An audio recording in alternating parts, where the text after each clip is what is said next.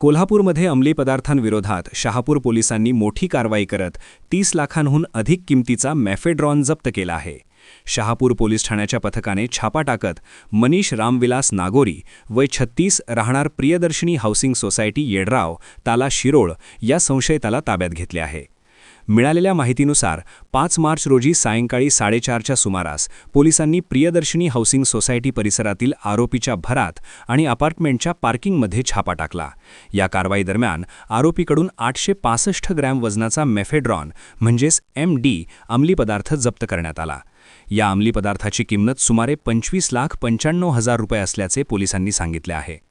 याशिवाय पोलिसांनी आरोपीकडून 4 जिवंत काडतुसे, इलेक्ट्रॉनिक वजन काटा, प्लास्टिक पाऊच, स्टीलचा चमचा, CCTV DVR, होंडा ॲक्टिवा दुचाकी आणि महिंद्रा स्कॉर्पिओ 4 चाकी वाहन असा मुद्देमालही जप्त केला आहे.